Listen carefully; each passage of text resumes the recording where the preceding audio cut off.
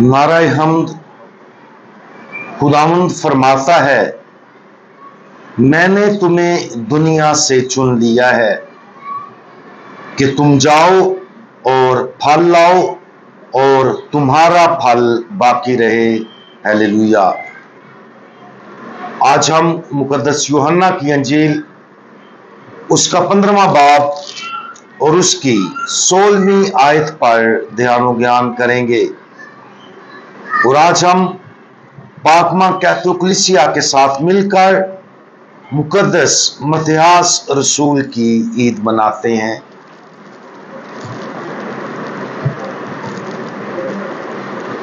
तुमने मुझे नहीं चुना बल्कि मैंने तुम्हें चुन लिया है और तुम्हें मुकर्रर किया है कि तुम जाओ और फल लाओ और तुम्हारा फल बाकी रहे, ताकि तुम मेरा नाम लेकर जो कुछ बाप से मांगो वो तुम्हें दे।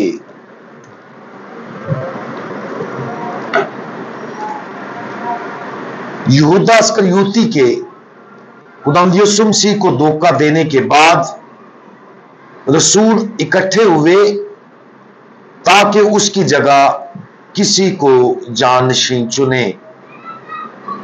उन्होंने फैसला किया कि ये कोई ऐसा हो जो शुरू से उनके साथ रहा है।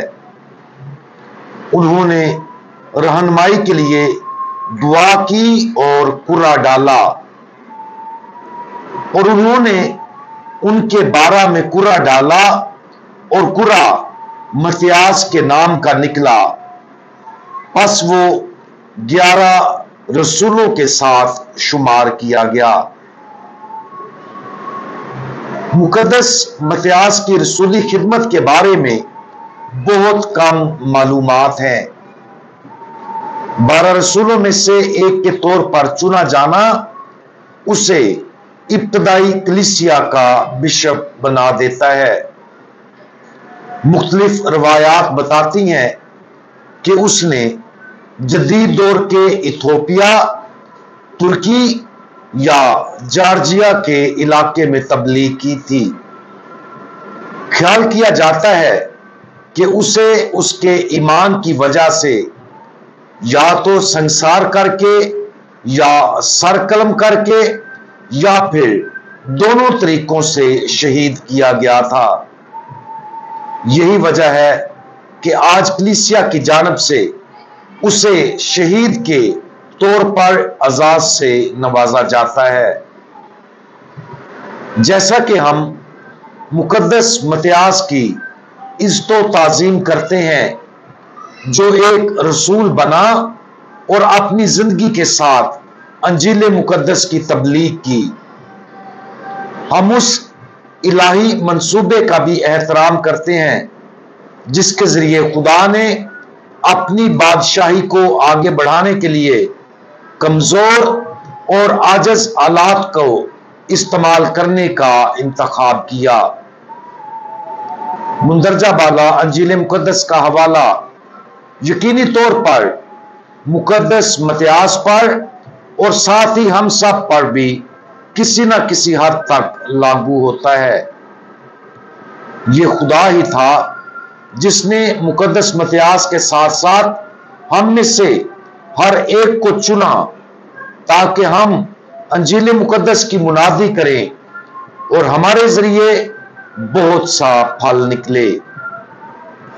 लेकिन अच्छे फल की यह शक्ल, वो फल जिसके अब्दी नताइज हैं, तब ही पैदा हो सकते हैं जब हम बाप से उसके बेटे यस्सु के नाम पर मांगें।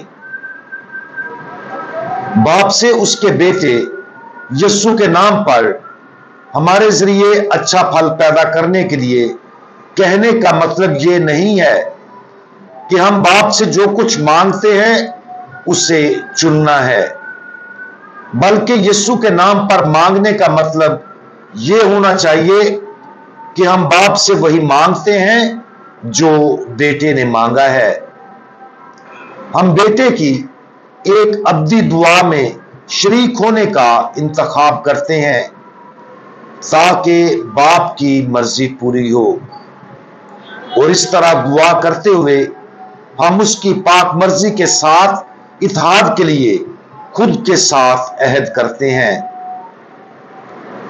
बाज़-औक़ात हम सब अपने आप के लिए खुदा की मर्जी मांगते हुए पाए जा सकते हैं।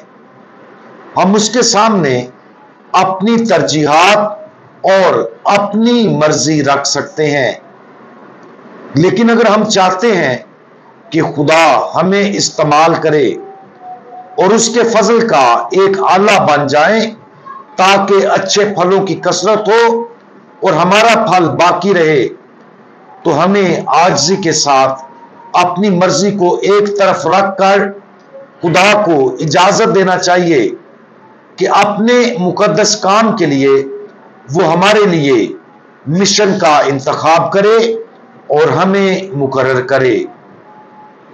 अपनी मर्जी से लातल्लुकी और खुदा की मर्जी के सामने आजिज़ी से सर तस्लीम खम करना ही खुदा की बादशाहत को दुनिया के सामने लाने का वाहिद रास्ता है।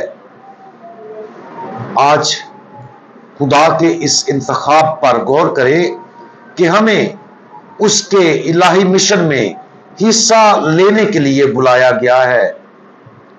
ये खुदा पर मुनहसर है कि वो हमें किस तरह बुलाता है, लेकिन हमें ये यकीन होना चाहिए कि वो हमें बुलाता है और अपने मिशन में शरीक होने की दावत देता है। जब हम खुदावंद यीशु मसीह के मुकद्दस नाम में दुआ मांगते हैं तो किसी भी रास्ते के लिए खुले रहें जिससे खुदा हमें अच्छा फल लाने के लिए मुकर्रर करता है, और आजिज़ी के साथ अपनी मर्जी को बाप के मंसूबे के मुताबिक सर अंजाम करने की कोशिश करें। हम दुआ मांगे। खुदावंद यीशु मसीह, आपने हर चीज में बाप की मर्जी को मुकम्मल तौर पर पूरा किया है और आपने हमें मुंतखब किया और अपने इलाही मिशन में शरीक होने के लिए मुकर्रर किया है। हमारी मदद फरमाएं कि हम अपने ज़हनों और ख्वाहिशात को उन तमाम चीजों के लिए खोलें जिसके लिए आप हमें बुलाते हैं, ताकि हम भी आपके आसमानी बाप की बादशाही का एक आला बन सकें। हम ये दुआ आपके मुकद्दस नाम में मांगते हैं। खुदावंद यीशु मसीह, हमारा भरोसा आप पर है। आमीन।